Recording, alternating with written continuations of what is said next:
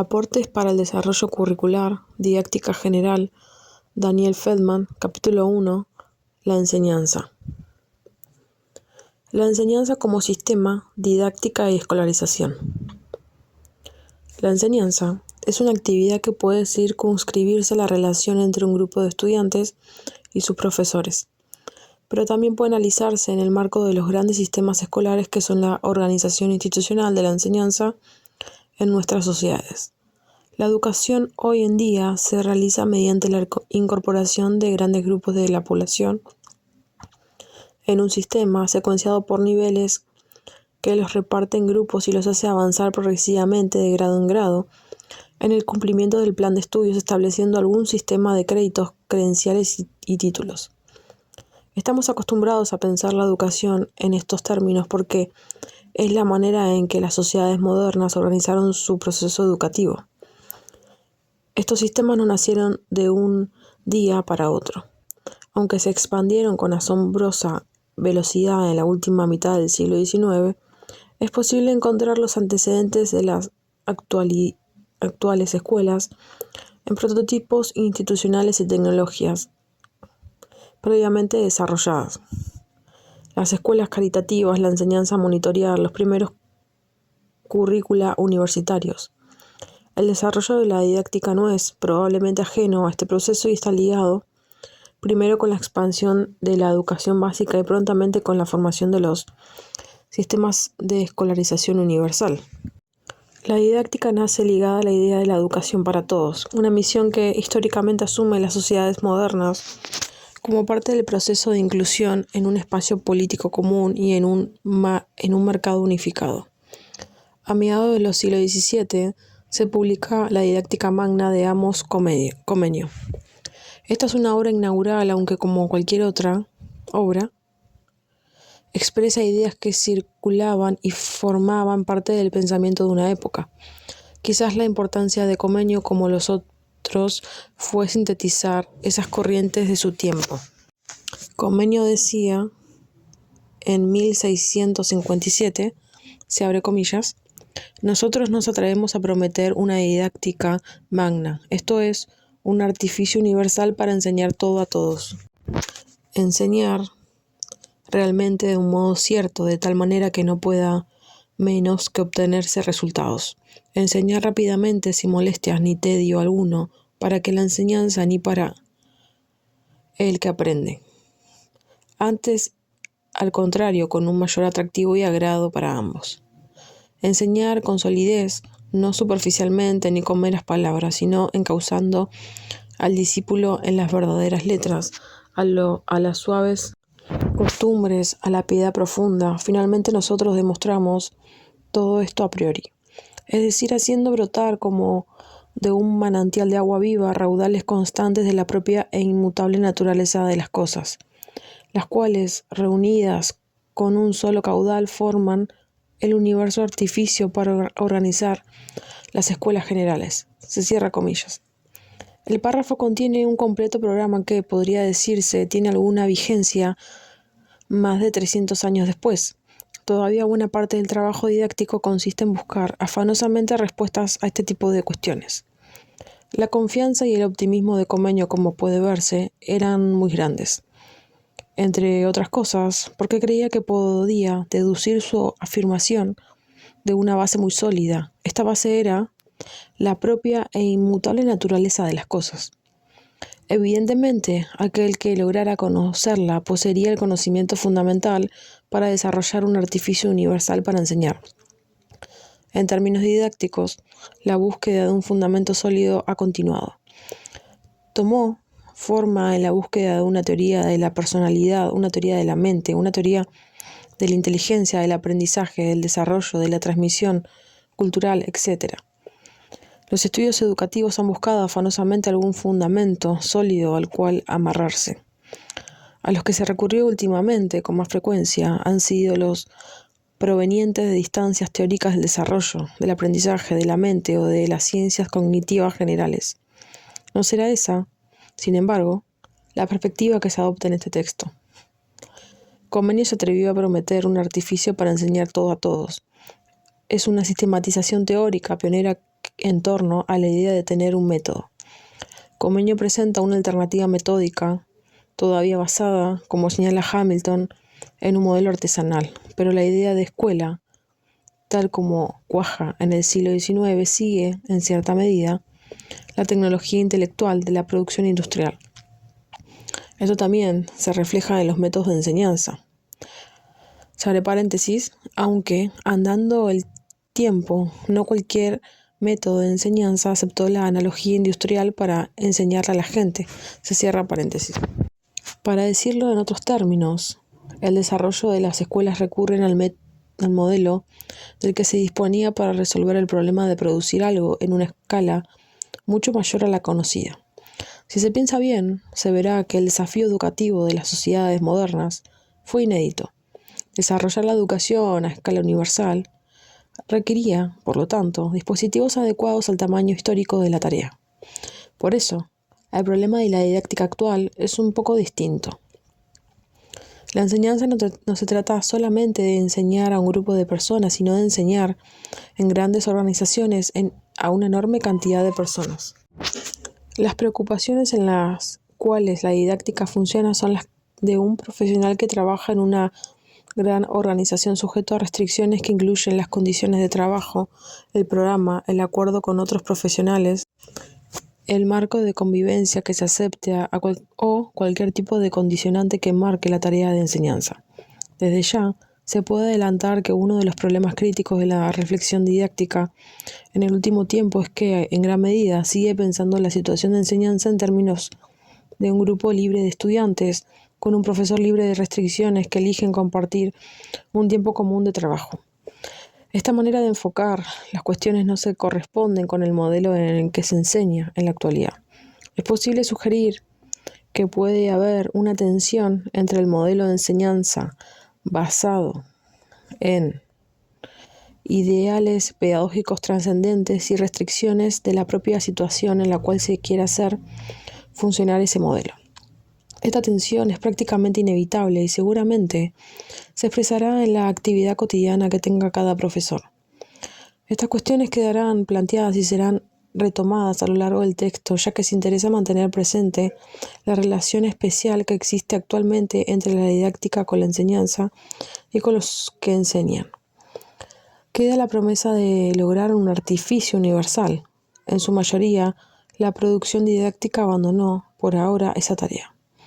Se inclinó más bien por el desarrollo de estrategias ligadas con campos de conocimiento específicos, se abre paréntesis, la didáctica de las ciencias sociales, de matemáticas o la música, se cierra paréntesis. Sin embargo, como veremos, distintos modelos pedagógicos proponen encuadres de trabajos generales que mantienen cierta independencia del dominio al cual se apliquen.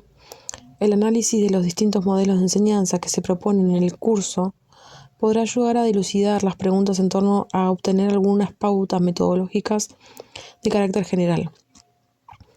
Según lo planteado hasta aquí, el trabajo didáctico mantiene un programa que trata de responder a un tipo de problemas propios de un largo ciclo histórico. Según quedó planteado, todavía mantiene vigencia la búsqueda de alguna tecnología que asegure la transmisión y que permita que la actividad de profesores y de alumnos sea lo menos pesada posible. Se abre paréntesis, con rapidez y de un modo agradable. También se vio que parte de ese programa era la búsqueda de algún fundamento para ese dispositivo.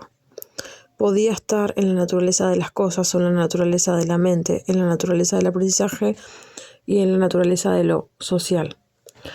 Se planteó por último que la enseñanza es una respuesta a un problema social. Como es sabido, cualquier solución a un problema social se da en algún marco de restricciones. Toda respuesta articulada a tecnologías, materiales y simbólicas y fuerzas reales. El tipo de acumulación que haya realizado y la capacidad para instalar ese problema y crear consenso acerca de la solución. La escuela, tal como la conocemos, es una respuesta al problema de asegurar la producción de las habilidades y de las mentalidades que una sociedad necesita. Este breve resumen solo pretende señalar el origen de la discusión acerca de la enseñanza como una práctica que funciona siempre en un sistema de restricciones, con lo cual se puede decirse que la didáctica, algo que se ocupa de la enseñanza, debería aprender a reconocer este hecho y a utilizarlo en sus maneras de pensar los asuntos educativos. Subtítulo: La enseñanza como actividad, enseñar y aprender. La educación como teoría y como práctica conoce, entre el siglo XIX y XX, dos fuertes corrientes de pensamiento.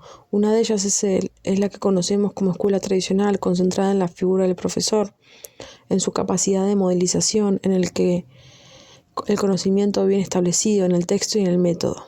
Era el ideal de una escuela que creara un ambiente especial para el diálogo con el pasado, y donde el profesor era la figura capaz de mediar entre el buen conocimiento del pasado y los alumnos. Hacia fines del siglo pasado y principios de este se opera, en términos de pensamiento educativo, una auténtica revolución, lo que llamaron giro copernicano en educación o revolución paedocéntrica. Se comienza a pensar la educación centrada en el niño, en su actividad, en su vida actual.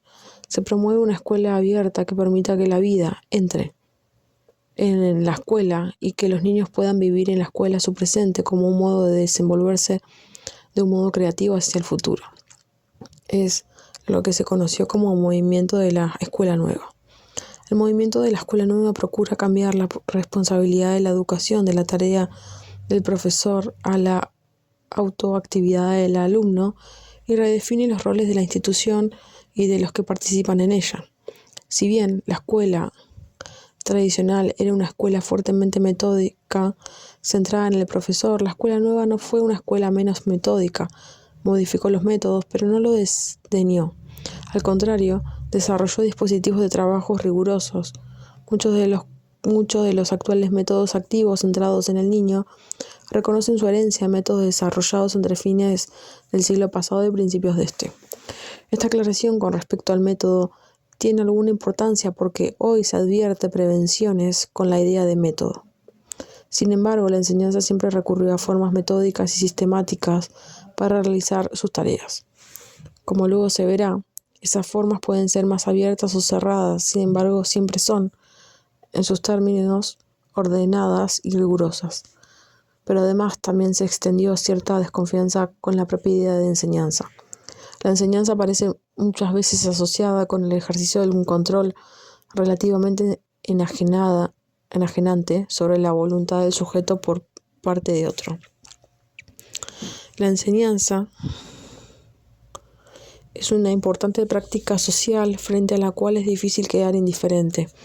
Se desarrollan así ideologías de enseñanza. Algunas de estas ideologías de enseñanza incluyen términos relativos al control. Algunos enseñantes se sienten cómodos con la idea de ejercer cierto control y otros se sienten muy incómodos con la idea de ejercer control y preferirían buscar medios de no hacerlo. Sin embargo, el proceso educativo en cualquier versión que se acepte implica grados de control sobre la actividad del que se aprende o sobre el ambiente en el que vivirá su experiencia educativa. La propia idea de enseñanza carece de sentido sin aceptar una tarea intencional y específica del ordenamiento y regulación del ambiente y o de la actividad con el fin de promover experiencias y aprendizajes. Avancemos ahora en la definición de enseñanza. Se puede proponer una muy sencilla. Enseñar es permitir que dos personas sepan lo que al principio sabía una sola, que es como define Edwards y Menzer, 1988, compartir conocimientos. Como puede verse en la definición, no se dice absolutamente nada acerca de qué hay que hacer para que al final dos tengan lo que al principio tenía uno. Solamente dice hacer algo, pero eso, cuando se utiliza la idea de transmisión, hay que usarla con cuidado, porque transmisión generalmente está connotada. También se verá que es una definición que abstrae el marco social de la enseñanza, señalando en el apartado anterior. Solo sirve para adjudicar algún sentido general al término. Esta definición propuesta supone varias cosas. Una de ellas es que en el inicio hay una relación asimétrica. Los participantes no están en el mismo lugar. De acuerdo con esta definición, no tiene sentido enseñar si todos saben lo mismo de algo o si poseen parecida habilidad respecto de algo. También está implicado que hay algún proceso de traspaso en las afirmaciones acerca de cómo se traspasa o cómo se da ese proceso de diferencia de distintos modelos de enseñanza. Esta es simplemente una definición genérica que permite identificar un campo, pero lo cierto es que se dispone de teorías más elaboradas que hablan acerca de la naturaleza del traspaso y de las mejores maneras de llevarlo a cabo. Cabe hacer una aclaración importante. En la definición de enseñanza ofrecida, que dos personas tengan al final lo que antes tenía una sola, se piensa en términos de asimetría inicial y simetría final, que los dos puedan terminar igual. Cuando se coloca la enseñanza en clave institucional, esta idea se matiza bastante. La enseñanza se desarrolla en un sistema que está dividido en niveles, que a su vez está graduados. Cada nivel y cada grado dentro de un nivel tiene un propósito y una función diferente. La idea de que dos tengan al final lo que antes tenía uno solo toma un significado particular. No es lo mismo en los estudios superiores, que al final profesor y alumno compartirán la misma profesión, que cuando se trata de la enseñanza básica. Esto tiene consecuencias para la definición del conocimiento a enseñar. También habría algunas preguntas en relación con el saber del profesor. Una de ellas, y no la menos importante, es: ¿necesita un profesor que domine un campo de conocimiento manejar una teoría sobre la enseñanza o es suficiente con dominar el conocimiento? Para algunas personas no hace falta que el profesor conozca didáctica. Se da dos razones para ello. Una es que las disciplinas poseen una estructura que las hace aptas para la transmisión.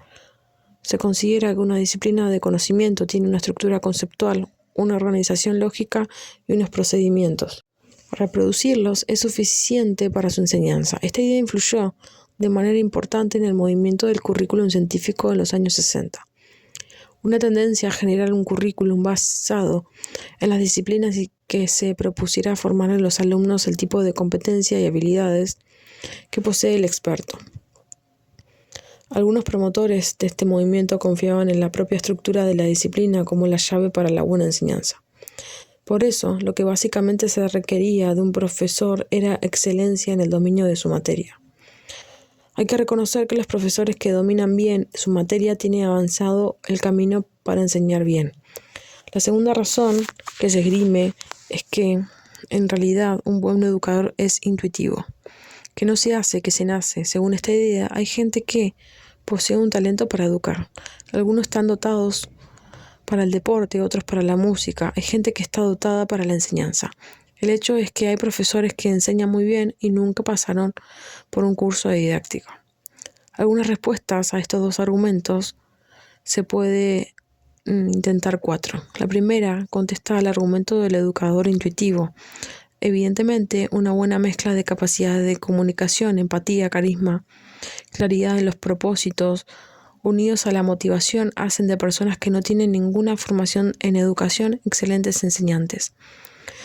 El único inconveniente es que estos atributos no están distribuidos de manera pareja en la población.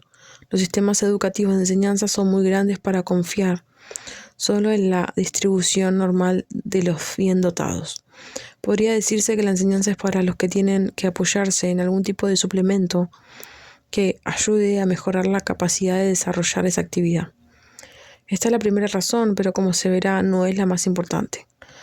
Cuando los propósitos de la enseñanza no consisten en formar expertos, hace falta cierta reflexión particular para producir la versión del conocimiento que se ofrecerá. Las propias disciplinas no proveen esa reflexión, dado que no es una preocupación interna en las disciplinas cómo van a ser transmitidas o dominadas por personas que no pertenecen al campo y que nunca van a pertenecer a él. Hace falta un modo de procesamiento del cual la propia disciplina no está ni tiene por qué estar provista, que ofrezca claves para la transformación de un conocimiento en una versión adecuada a otro público. Buena parte de la tarea de enseñanza consiste en desarrollar una versión adecuada a distintos públicos. Cuando una versión es adecuada, hasta ahora, según lo que se planteó, tiene que ser adecuada a los propósitos y propósitos no son lo mismo en el nivel primario que en el secundario. Por ejemplo, tampoco es lo mismo la física de un bachillerato que la física de una escuela técnica.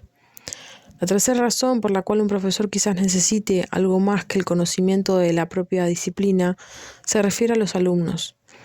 ¿Cómo comunicar conocimiento a una persona que no posee claves y los códigos similares a los del comunicador?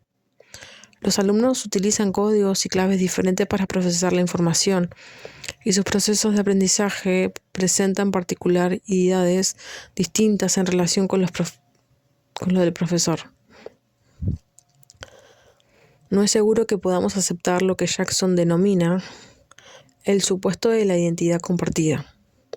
O sea, que el profesor piense que sus estudiantes no son como él, miembros de una misma tradición, de un mismo lenguaje e intereses y de una misma forma de pensamiento. Esto, claro, es algo que en el proceso educativo aspira en el largo plazo, pero no un requisito que se cumpla en cada momento. Como ya fue señalado, una disciplina que es un sistema de pensamiento no tiene por qué poseer los instrumentos para adecuar ese conocimiento a unos códigos y lenguajes distintos al de los productores. Y esto es criterio si se acepta que los alumnos aprenden y procesan información de maneras distintas. Para dar respuestas al problema hace falta unos métodos y unos buenos instrumentos específicos. De acuerdo con lo anterior, se puede decir que es necesario diferenciar entre las capacidades para realizar la tarea de enseñanza y las condiciones de conocimiento que es necesario cumplir para poder realizarla. Dominar los conocimientos que son objeto de enseñanza es una condición para enseñarlos. Pero la capacidad docente consiste en poder realizar el procesamiento pedagógico del conocimiento, su planificación y la guía de los alumnos para permitir su aprendizaje. Aunque cualquiera que domine un cuerpo de conocimientos cuente con una condición esencial para la enseñanza, no necesariamente cuenta con las capacidades profesionales para hacerlo.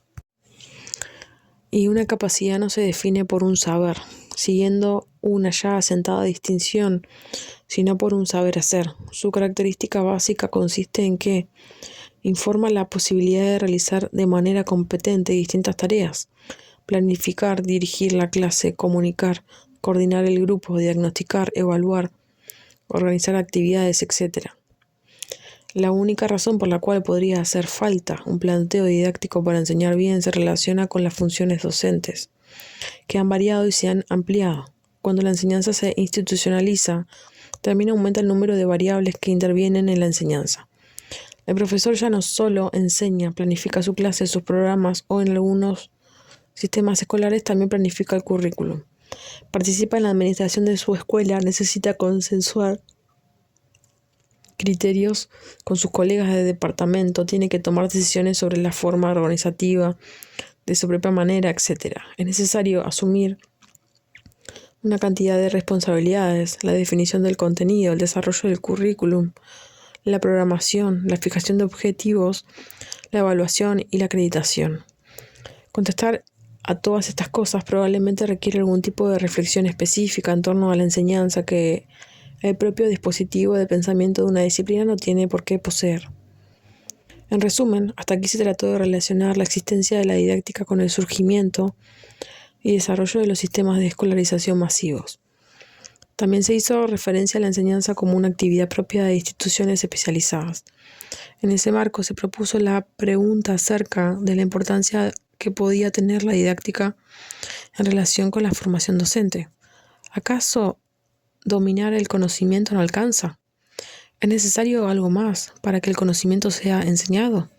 Se propuso que el dominio del conocimiento siempre era un elemento central, pero que había 3 factores que planteaban otras condiciones necesarias para la enseñanza. El primer factor es que las escuelas mantienen diversidad de propósitos en relación con la educación de sus alumnos. De acuerdo con esos propósitos variará el tratamiento del conocimiento. Es necesario disponer de herramientas específicas para realizar ese tratamiento. Otro factor consistía en la diversidad actual de funciones docentes. Profesores, maestros se ven involucrados en tareas de planificación, evaluación, discusión curricular, seguimiento y atención de los alumnos con necesidades especiales, atención de la comunidad, participación de la vida institucional, discusiones en el departamento de integración entre tareas, etc. Como puede apreciarse en el conjunto de tareas descrito, dominar una disciplina no es la única competencia necesaria. El tercer motivo son los propios estudiantes. El dominio de un campo de conocimiento puede ser suficiente para el diálogo entre pares, pero cuando se trata de alumnos de escuela media o de alumnos de escuela primaria, la situación cambia. La adecuación al público es otro problema que no se resuelve solo en términos de dominio de conocimiento que se debe transmitir. Mediante la exposición de estos tres factores trato de argumentar por qué un conocimiento sobre la enseñanza, que no es la materia a enseñar, es necesario. También se señaló que algunas personas, por predisposición personal o por capacidad intuitiva, son enormemente capaces de transmitir lo que saben, como no es el caso de la mayoría y como hay que garantizar que esto sea posible para todos. Hace varios siglos que se procura sistemáticamente encontrar modos de ayudar en la actividad de enseñar. Esa es la tarea que históricamente asumió la didáctica.